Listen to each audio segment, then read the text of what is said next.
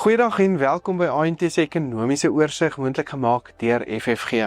Ons het interessante gesprekke met Prof Waldo Kriel van die Noordwes Universiteit gehad oor die handelsoorlog tussen China en Amerika, wat die effek op ons wisselkoerse kan wees, asook rentekoerse en waarheen dit natuurlik graanpryse kan druk. So dit was 'n baie interessante gesprek. Ek het ook met Pieter van die FFG gesels oor diervereistes rondom brandversekering met store, abattoirs ensovoorts en hoe FFG jou kan help om hierdie beter te bestuur sonder om daai geweldige kostes aan te bring. Hierdie episode word met trots aan jou gebring deur FFG.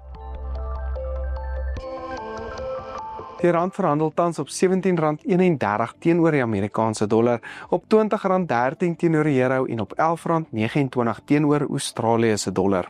Die Brent oliepryse het dan verder gedaal weens die vrede wat ons nou in die Midde-Ooste gesien het, staan op $62.36 per vat. Soos beloof gesels ons dan weer met Prof Waldo Kriel van die Noordwes Universiteit vandag. Ek dink dit is 'n baie belangrike episode wat ons 'n bietjie met hom wil gesels oor wisselkoerse, waantoe die internasionale faktore ons plaaslike pryse gaan dryf, graanpryse met baie prosente wat nou baie onseker is oor waarheen graanpryse kan gaan, wat natuurlik afhanklik is van ons wisselkoers. So baie welkom by ons vandag. Dankie Johnny. Waldo, soos ek gesê het, as jy dalk vir ons 'n bietjie siening kan gee rondom die wisselkoers. Ek dink is een element wat ons graanpryse kan beïnvloed, maar ek dink is 'n belangrike element.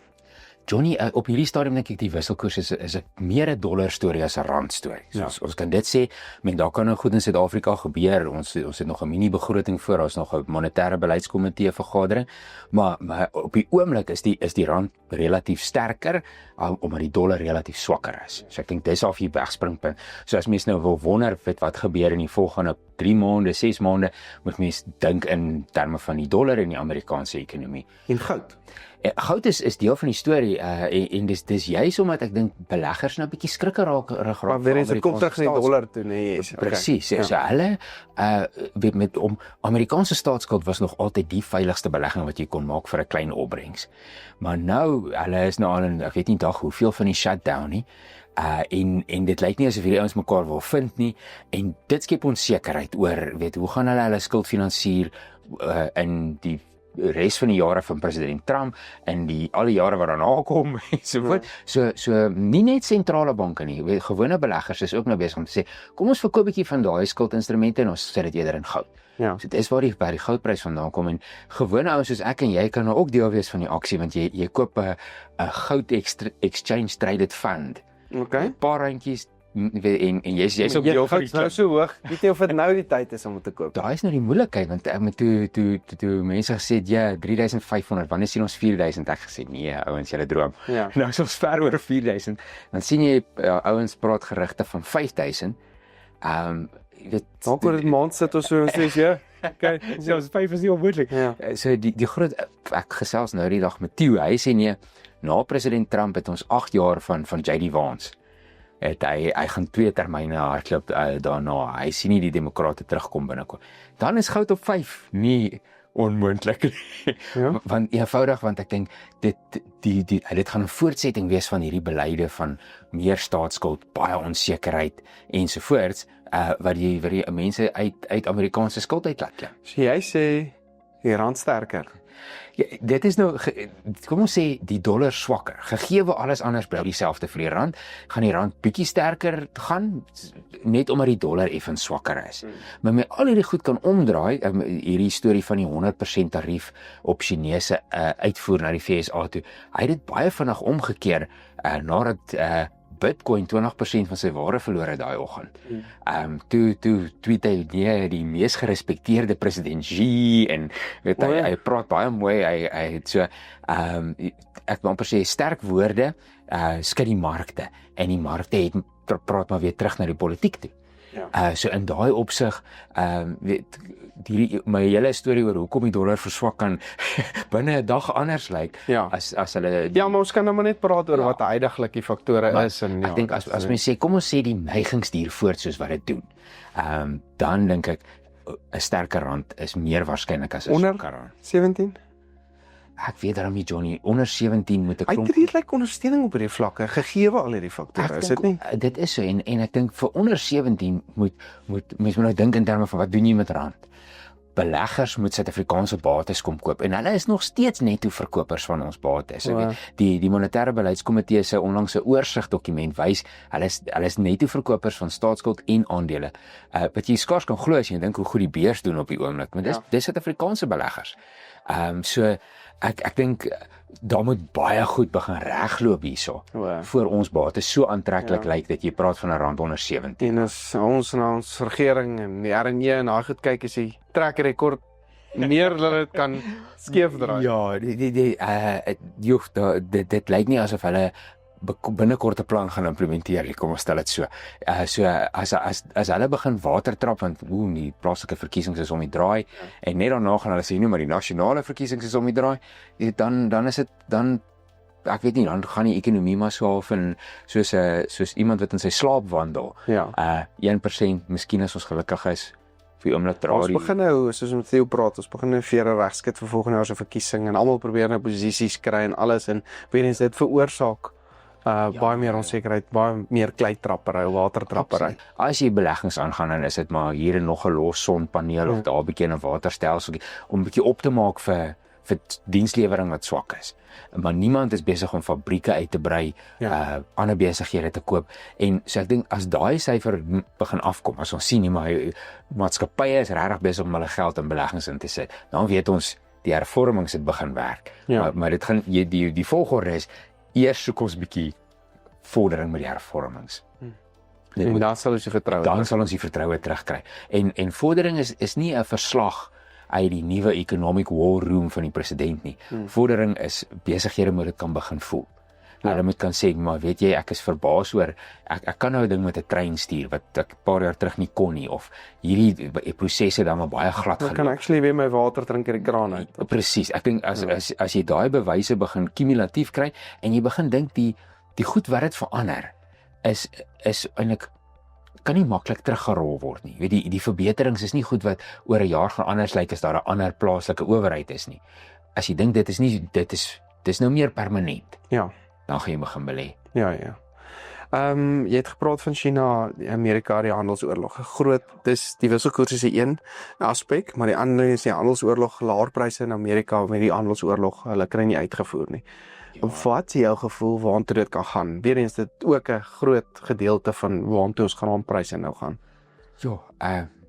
Johnny, ek dink is hulle eerstens, kom ek stop jou vir daai. Is hulle afhanklik van mekaar, Amerika en China?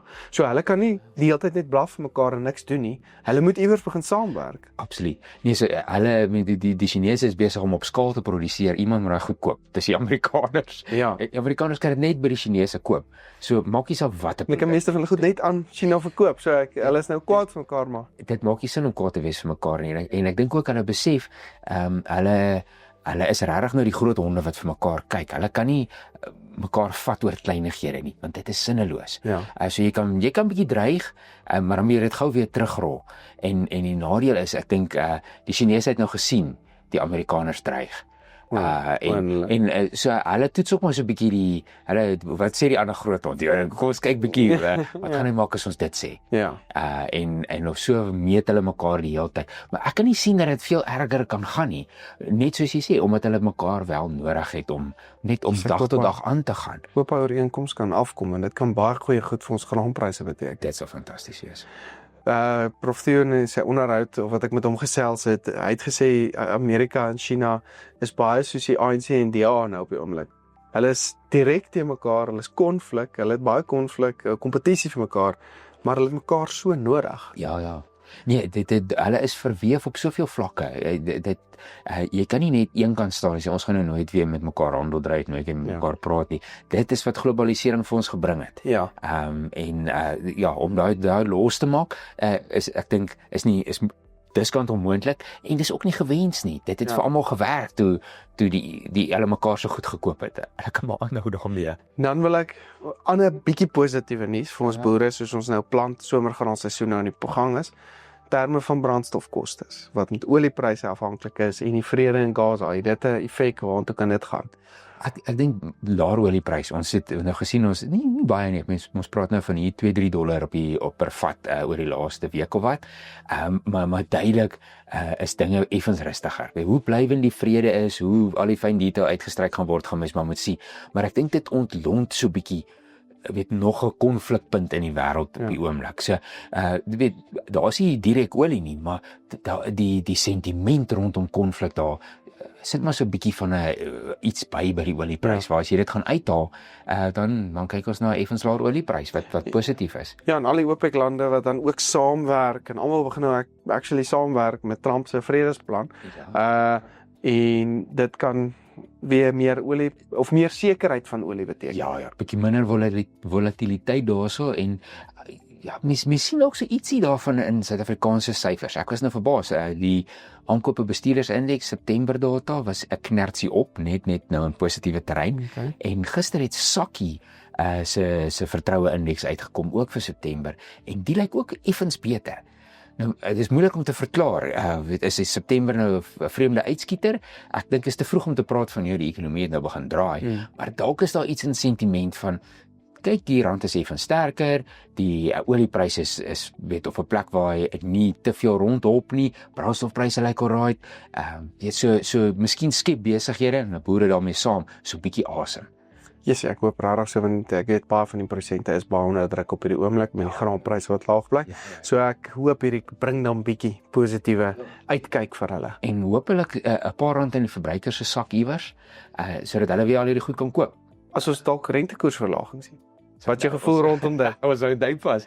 Wanneer is die volgende vergadering? Die volgende vergadering is eers November. So ons gaan eers mini-begroting tref dan hier die laaste MPC. En wat is jou huidige gevoel rondom dit? Hulle kan maar sny. Gaan hulle of kan hulle?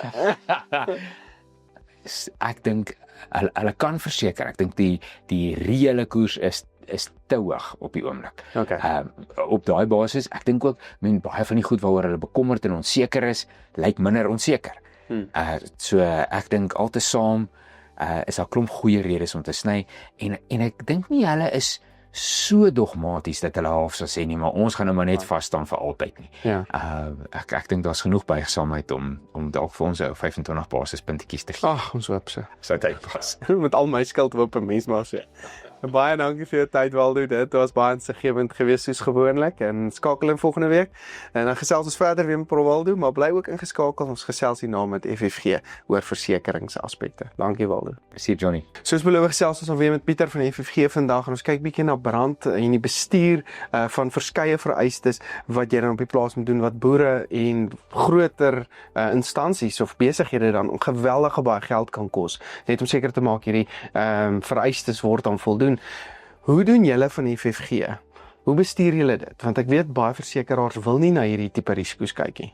Ja, Johnny, ons het 'n sekere manier hoe ons dit bestuur. Ek dink dit voor ek jou wil antwoord op daai vraag wat jy gevra het om te sê hoe mense dit bestuur, dink ek mens net eers die agtergrond skep. Nou, wat ons baie in die mark deesdae sien en dis veral ons groter boere, ouens wat boere dalk ook aanlewer. Maar nie net boere nie. Nee, wat soos ek sê, ouens wat kom ons sê pakhuise het byvoorbeeld. Ons dink gifstore, ouens met abattoirs, daai tipe goed, nee. So ons kyk bietjie na 'n weiermark. Is daar baie keer groot vereistes. Nou, die rede hoekom waar hierdie vereistes ontstaan, ons kyk na ons bouregulasies en ons kyk na ons SANS-regulasies. So wat gebeur is, kom ek skep vir jou 'n voorbeeld, 'n versekeraar kom uit en hy sê hier is X aantal miljoen se branddekking, die perseel is so groot, ons moet iemand stuur om 'n oorsig te doen oor jou perseel. Oorsiggewer kom uit, hy kyk daarna en hy gaan werk dan streng volgens sy SANS-regulasies. En hy sê dis duur.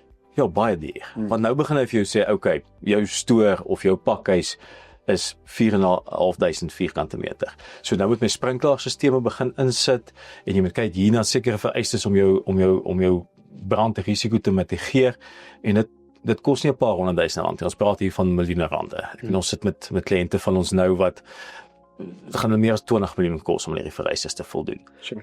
En dit raak 'n probleem. So wat ons in FFG gedoen het, ons doen dit al vir 'n hele paar jaar. Ons werk met die ouens wat die leiers is in die industrie meer. Ouens wat bietjie weier dink. So hy dink nie net suiwer SANS-regulasies, net sprinklaarstelsels en dit is die oplossing nie. Hulle werk saam met brandingenieurs, hulle kom uit in jou perseel toe, doen hierdie oorsig, hulle vlieg met hulle drones oor, hulle plot julle perseel en gaan kyk waar kan hulle hierdie brandrisiko mitigeer, wat nie miljoene gaan kos nie.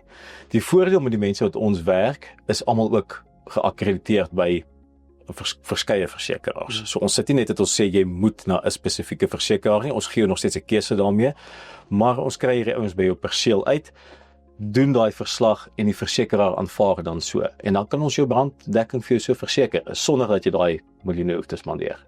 Jo, dis uitstekende diens en ek dink met baie kunsmis wat nou in store lê, gif wat in store lê moontlik, is dit dalk 'n belangrike aspek wat 'n groot boer ook na moet kyk. Absoluut. Onthou want jy weet ons boere in ons land sit nie stil nie, so ons boere beweeg op, nê. En ek bedoel ek soos almal nou sit en wag om te plant, daai store is nou vol, so ja, mooi kyk aan. En ek en jy het al baie gepraat in die tyd wat ons hierdie doen, nê.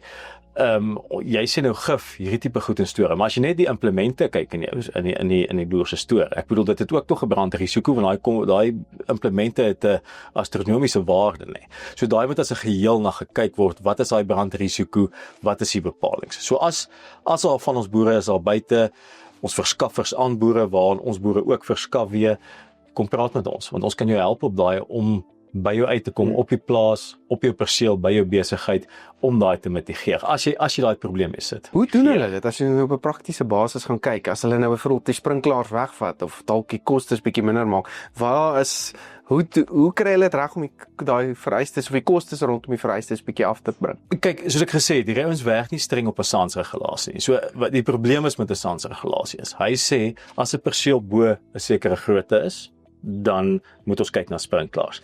As jy 'n pakhuis het en jy gaan bo 'n sekere vlak wat jy begin dit opstapel, dan moet jy kyk na sprinklaars.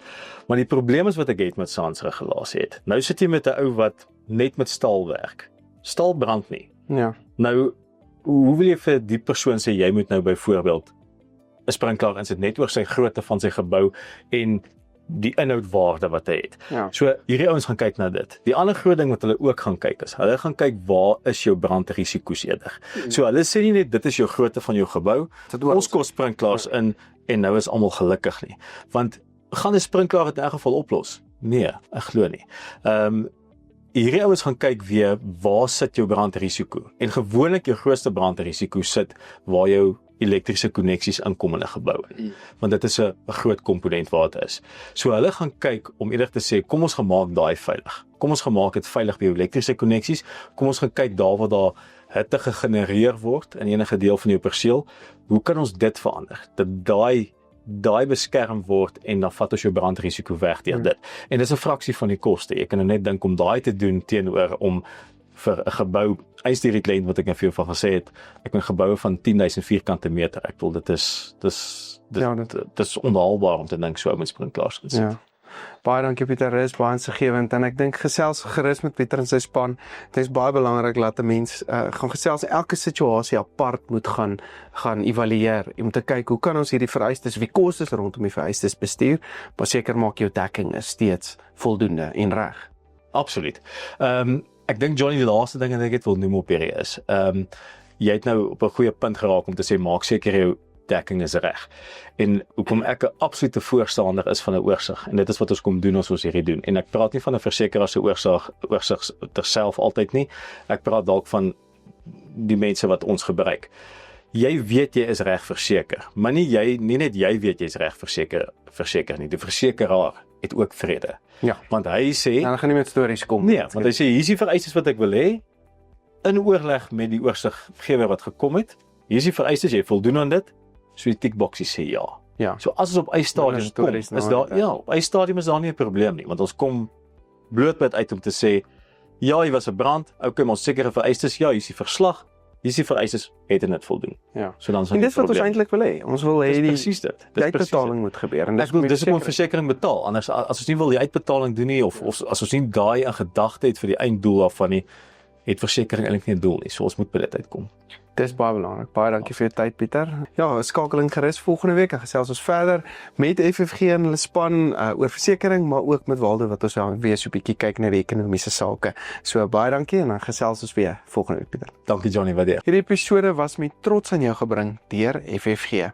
Besoek ook gerus AMT se webtuiste by amtrends.co.za vir ons nuutste pryse, video's en meer gedetailleerde verslae. Wees ook welkom om ons WhatsApp groepe by aan te sluit. Maak sit al die skakels na al hierdie platforms in die beskrywing onderaan. Ek is Dr. Johnny van der Merwe en dankie dat jy ingeskakel het.